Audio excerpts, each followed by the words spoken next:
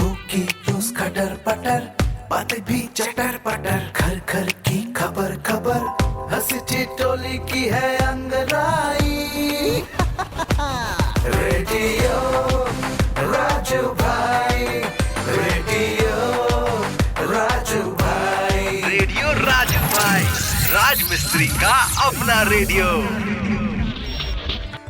नमस्कार मेरे प्यारे राज मिस्त्री भाइयों, मैं हूँ राजू भाई और लेकर आ चुका हूँ आप सभी के लिए रेडियो राजू भाई, राज मिस्त्री का अपना radio, powered by UltraTech cement, देश का नंबर 1 सीमेंट।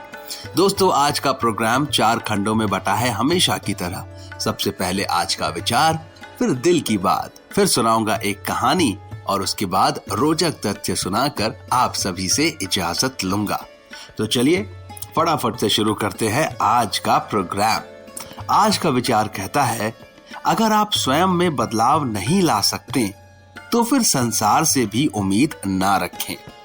देखिए, संसार तभी बदलेगा जब हम में से हर कोई बदलने की चाह और इच्छा रखेगा और उसे पूरा भी करेगा, क्योंकि हम सब से ही तो संसार बना है।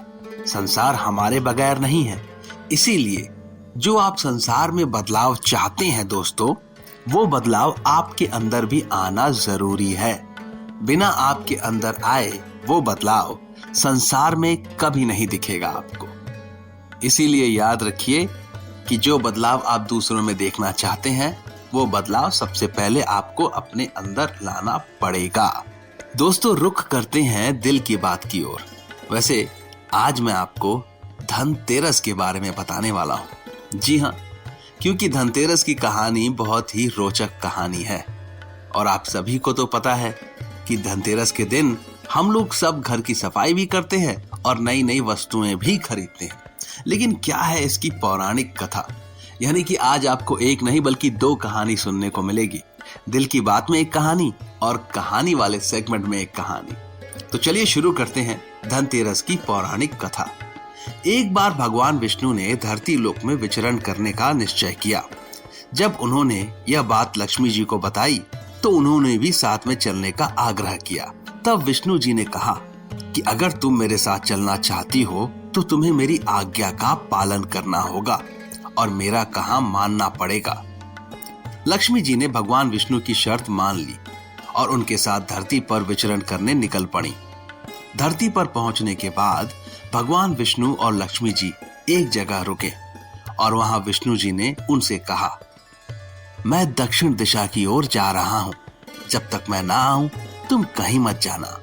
विष्णु जी के जाने पर लक्ष्मी जी के मन में यह जिज्ञासा पैदा हो गई कि आखिरकार दक्षिण दिशा में ऐसा क्या है जो स्वामी मुझे उनके पीछे आने के लिए मना कर रहे हैं। लक्ष्मी जी से रहा नहीं गया और अपनी जिज्ञासा को शांत करने के लिए वह विष्णु जी के पीछे पीछे चल पड़ी। थोड़ी दूर जाने पर उन्हें सरसों का एक खेत दिखाई पड़ा जिसमें पीले फूल खिले हुए थे। सरसों के फूलों की सुंदरता देखकर माता लक्ष्मी मंत्रमुग्ध हो गईं और उन्हें तोड़कर अपना श्रृंगार करने लगी। इसके बाद थोड़ा और चलने पर उन्हें एक गन्ने का खेत दिखाई दिया। लक्ष्मी जी ने गन्ने तोड़े और उसका रस पीने लगी।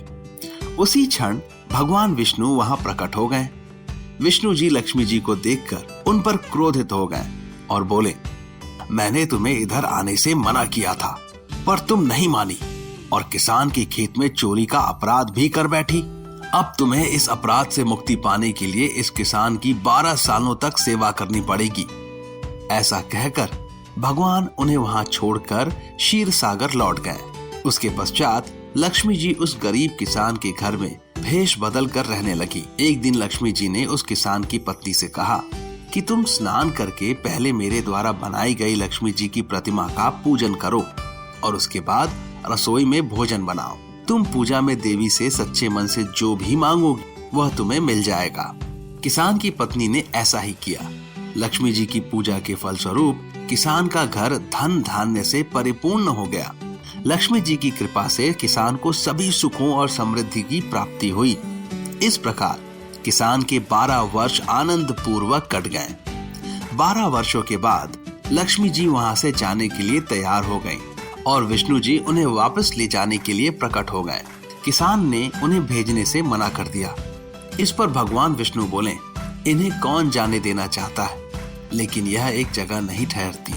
मेरे श्राप के कारण यह 12 वर्षों से तुम्हारी सेवा कर रही थी और अब इनके जाने का समय हो गया है। किसान हठ पूर्वक बोला कि मैं लक्ष्मी जी को नहीं जाने दूंगा।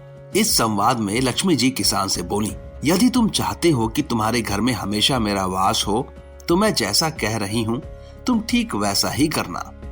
कल तेरस है, तुम घर को लीप पोत कर स्वच्छ कर लेना। रात्रि में घी का दीपक जलाकर रखना। शाम के समय मेरा पूजन करना और एक तांबे के कलश में कुछ सिक्के भरकर रख देना। मैं उस कलश में निवास करूंगी, किंतु मैं तुम्हें दिखाई नहीं दूंगी। इस एक दिन की पूजा से तुम्हारे घर में सदैव निवास करूंगी। ऐसा कहकर लक्ष्मी जी अंतर्ध्यान हो गईं। किसान ने लक्ष्मी जी के कहे अनुसार उनका विधि पूर्वक पूजन किया। लक्ष्मी जी के आशीर्वाद से उसके घर में हमेशा समृद्धि का निवास बना रहा। मान्यता है कि तभी से तेरस के दिन लक्ष्मी जी की पूजा होती है और धनतेरस का त्योहार मनाया जाता है।